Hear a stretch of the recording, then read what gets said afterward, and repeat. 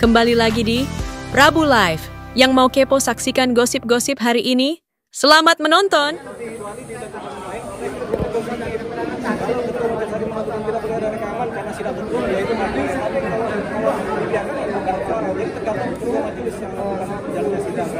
Yang pertama, kalau yang mengenai laporan ke KPK, itu bukti rekamannya, ya kita nggak tahu isinya apa. Jadi bukti rekamannya itu kan belum tentu juga mengenai penyuapan, bisa jadi sebagai bukti biasa atau ininya juga nggak bisa lihat lah ya. Yang jelas siapa yang merekam kita tidak tahu, isinya apa kita tidak tahu, kemudian apakah itu masuk rekaman pejabat apa tidak tahu, terus yang ngobrol siapa juga kita tidak tahu kan. Kemudian dikasih ke KPK, itu kita tidak tahu isinya apa. Gitu. Jadi ya ini masih dilakukan oleh KPK, masih didalamin.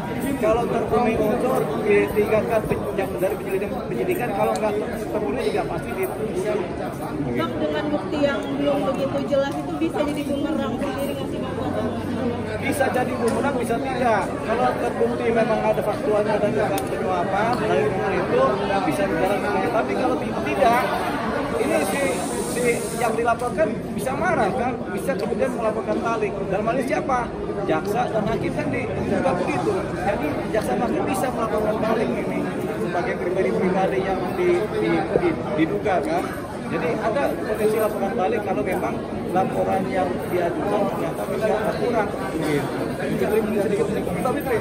Kalau saya yakin ya, kalau Bang Yolipa kan masih ragu kan. Kalau saya yakin itu hoax ya, yang diberikan oleh terdakwa itu bukan berita yang harus dipertimbangkan ya. Karena saya meyakini %100% bahwa itu tidak terjadi praktek-praktek seperti yang dituduhkan oleh terdakwa. Karena sudah sangat mengenal terdakwa, bagaimana Pak Fitri sampai yakin? Apa karena sudah sangat mengenal terdakwa, atau gimana bisa sampai yakin?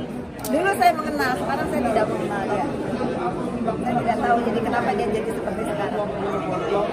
Nah, ini kan ada yang mengatakan kalau lebih baik dari Bang Martin sendiri mengatakan kalau fokus permasalahan dibandingkan adanya keributan. Nah itu betul. Sebetulnya kalau pendapat saya ya, yang tidak mengerti hukum nih, yang dia punya itu sekarang adalah yang dia punya itu cuman harus kelakuan baik, bersikap sopan dan mengikuti perjalanan sidang ini dengan baik.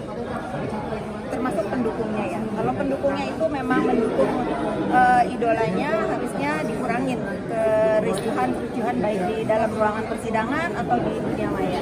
Bisa jadi nggak sih Kak Fitri itu upaya dari terdakwa untuk mengaburkan hukumnya yang utama gitu? Semua bisa terjadi.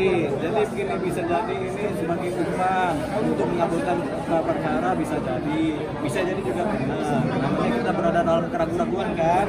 Kalau Mbak Fitri ini pasti enggak nih. Kalau saya belum tentu. Tapi kemudian kita kalau ditanya apakah ini bisa mengaburkan suasana, bisa. Kan tujuannya itu. Tapi kan hakim sama jaksa nggak akan terpengaruh dengan begitu-gitu. Hakim akan berjalan dalam tracknya, jaksa juga akan berjalan dalam tracknya. Jadi kita biasa aja gitu. Ini semua dinamika dalam persidangan di mana terdakwa kemudian memakai segala jurus ini segala jurus yang memungkinkan untuk mendapatkan penyelamatan dari posisi terdakwa ini yang disidang ini kan. Tapi nggak apa-apa, itu juga memang haknya terdakwa, boleh aja. Cuman yang harus hati-hati kalau memang ternyata laporan itu tidak berdasar. Itu tadi karena ada potensi menjadi dilaporkan balik. Jadi bertambah-tambah persoalannya. Itu akan memperberat gak sih Bang memiliki sendiri untuk secara memperberat itu adalah perilaku di sidang. Kalau ini kita berperilaku baik kan sopan santun ukurannya. Kalau perilakunya kemudian membuat gaduh atau cuma malam patut diduga melecehkan sidang, ya tentunya akan memperberat. Ketika memperberat diperhitungkan sebagai suatu poin dalam putusan nanti ada faktor dalam putusan yang memperberat apa, yang meringankan apa itu. Nah, yang memperberat misalnya tidak sopan selama sidang, itu akhirnya hukumannya diperberat ya. Jadi potensi seperti itu. Tapi itu soal mau melaporkan Bang sendiri memiliki benar gak sih adanya kabar itu? Saya kurang tahu ya, karena ini kan baru kejadian ya dilaporkan. Saya melihat dari posisi lawyernya pelapor ini, mereka lebih fokus kepada fakta persidangan dan jalannya persidangan. Mungkin saat ini belum mau meladeni atau bereaksi atas ulah-ulah dari kubu terdakwa. Itu tadi disebut terkait mungkin teman-teman tahu semua bahwa saya ini memang orang Hindu keramaian yang mungkin menurut saudara-saudara saya perlu ditemani, mereka adalah jadi itu bukan apa namanya tadi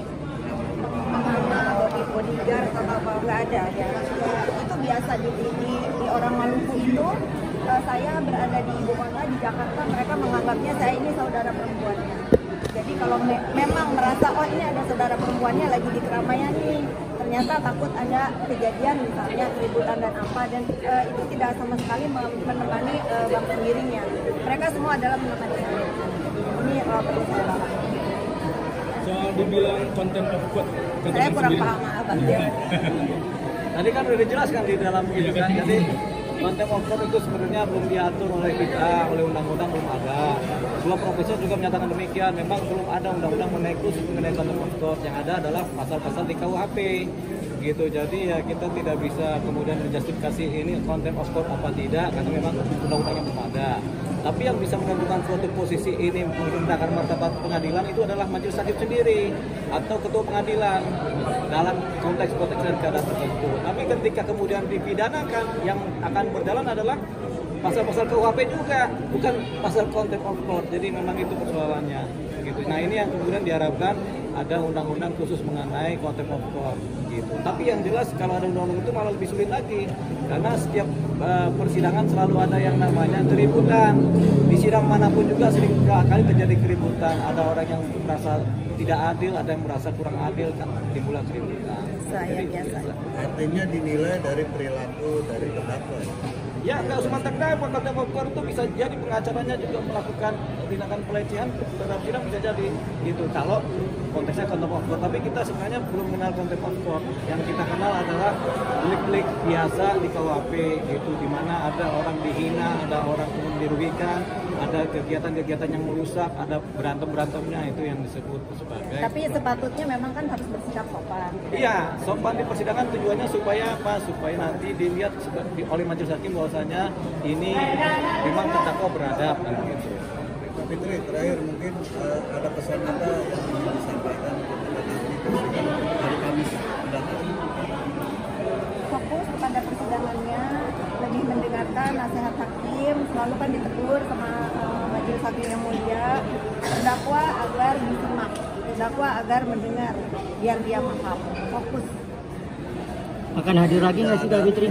Rencana? Saya tidak akan hadir lagi karena saya di sini sekali lagi saya mengatakan saya tidak ikut dalam proses apa yang menjadi